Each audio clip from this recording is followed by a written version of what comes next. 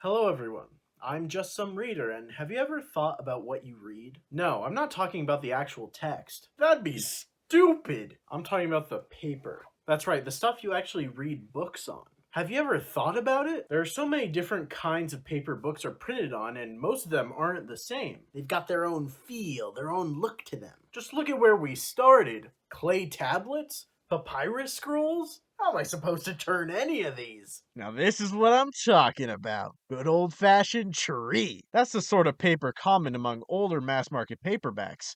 May they rest in peace. The paper has a good texture, like I can feel the fibers underneath my fingers, but it's also soft like a blanket. It's kind of hard to explain the feeling of any of this paper through a video. There's no touch-o-vision after all. If you know, you know. You can pretty easily see the texture on them. It's also got a nice thickness that makes it feel nice to turn. By the 2000s, though, the paper got way smoother. Great to turn still, and that smoothness doesn't sacrifice any of its thickness. I wish I could say the same about these Mistborn paperbacks. I don't know what it is about these paperback versions of Mistborn, but the pages can be so off. It's as smooth as a baby's bottom, but they're just so thin. I feel like I'm gonna accidentally rip the page when I turn it. And for some reason, the texture smudges so easily. Just look at my copy. I swear to God, this doesn't happen on any other books I read. My hands aren't that oily. Randy Sandy, why? Even thinner than that, though, is something called Bible paper. Surprise, surprise, it's used for stuff like Bibles. Now, the thinness here is actually functional since it's used for books with a ton of pages in them, like dictionaries and stuff. Take my massive tome of the complete works of William Shakespeare, for example. I don't know what it is, but it just exudes quality. Since the pages are so big and dense with information, you don't really need to worry about ripping the pages when you turn it.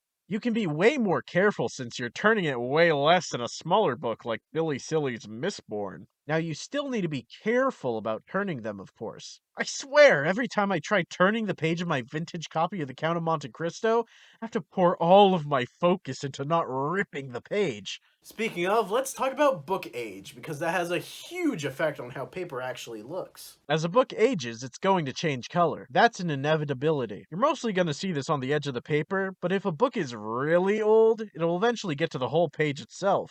But even for new books, no paper is ever as white as copy paper. Most often, books are printed in a cream color. Just look at this copy of No Longer Human.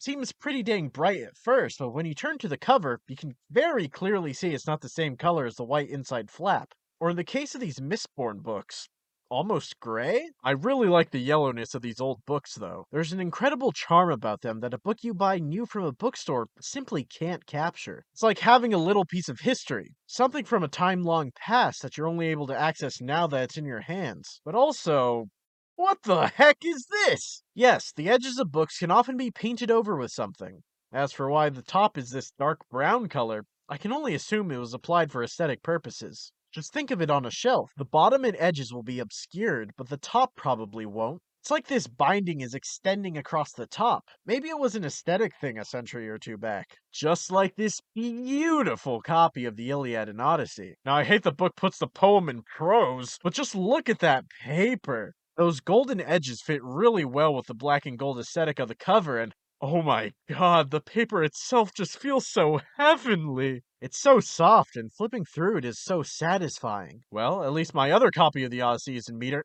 Oh god.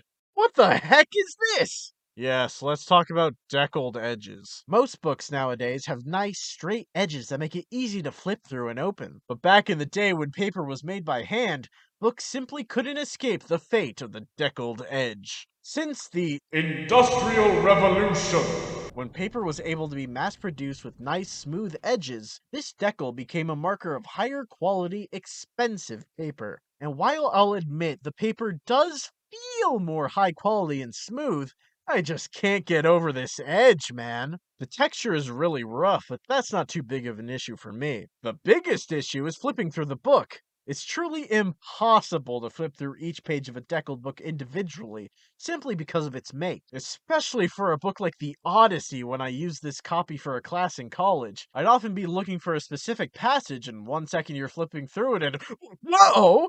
You somehow skipped ahead 20 pages! So navigating the book itself can be a pain, so it makes you resort to drastic tactics. I bet you didn't even notice that I dog-eared the beginning of each book of the Odyssey! I mean, I could've used tabs or something, but I think in the case of these hellish edges, having a permanent marker of each book is fine. I've already note-taken in this copy enough. The worst part is, they don't even stick with a true feathered edge! There are so many pages that are just as straight as normal. You could have done that for the whole book! It's the same on this copy of Madame Bovary, too, except a lot of these edges have these weird uniform cuts to them. But since this book is a so-called illustrated classic, why don't we talk about images in books? First off, manga and comics. If something is primarily in black and white, they'll use a thicker paper so that the illustration isn't easily visible from the other side. Though if it's a Japanese volume, I can see right through the page! The art is getting in the way of my art! Wait a minute, these Viz volumes feel almost...